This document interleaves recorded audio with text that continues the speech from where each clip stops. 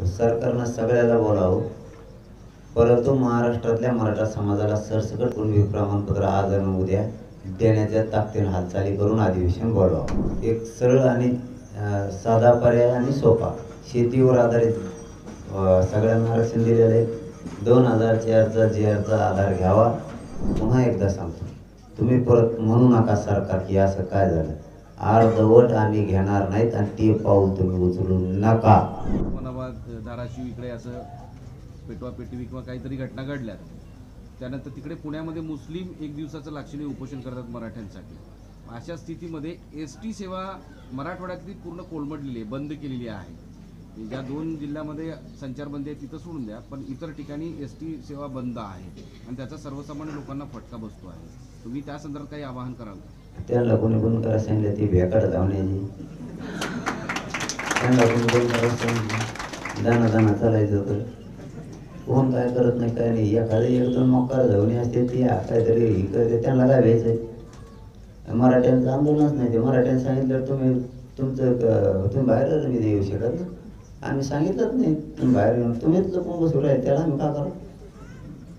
काय त्यात काय निर्णय घ्यायला त्याला काय ते कुठं चालू नाही. उगा 4-2 जणांनी मराठ्यांच्या आंदोलनाला गालबोट लागावं म्हणून केलं असेल. आमच्या याला आंदोलनाला गालबोट लागत नाही. करोडोनं मराठी एकत्र आहेत, करोडोनी. सामान्य मराठी आज बी शांततेत आंदोलन करते. गावखेड्यातले महाराष्ट्रातल्या कानाकोपऱ्यात शांततेत. बस ST महामंडळात तुम्ही काही आवाहन कराल का? कारण काय सणावाराचे दिवस आहेत, आता सुट्ट्या लागल्या आहेत, गावोगावी दिवाळीला लोक जातात. अशा स्थितीमध्ये अडचण निर्माण होऊ शकते आहे.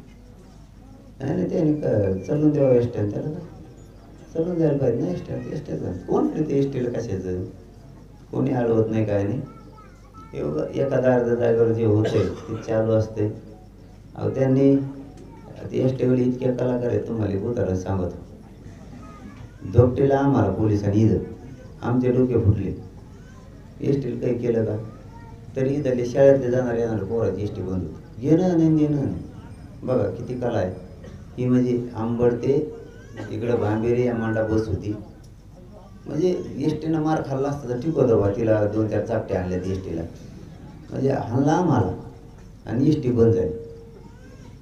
2 महिने आम्ही आवडून बेजार झाला. सुरू करेल लेकरात शाळेत जाता येणार तेच भिव राहील तिकडं. म्हणजे बघा डोके फुटले आमचे आणि भीती ती किती कलाकार आहे ती एसटी. तरी मग ही परिस्थिती लक्षात घेऊन त्यांनी त्यांचं चलून द्यावं.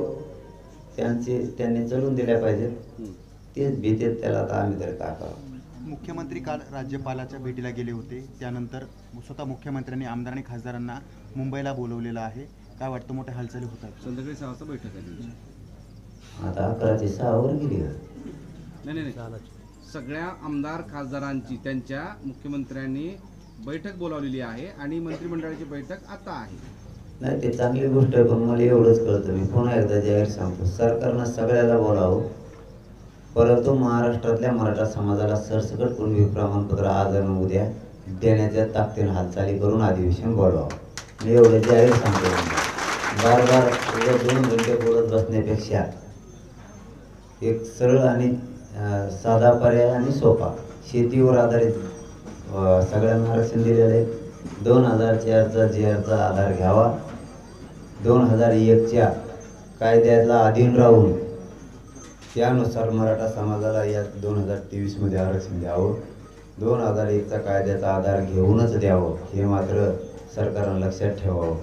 आणि महाराष्ट्रातल्या मराठा समाजाला सरसकट कुणबी प्रमाणपत्र देण्याच्या हालचाली या 2 दिवसाच्या आत विशेष अधिवेशन बोलून करावं.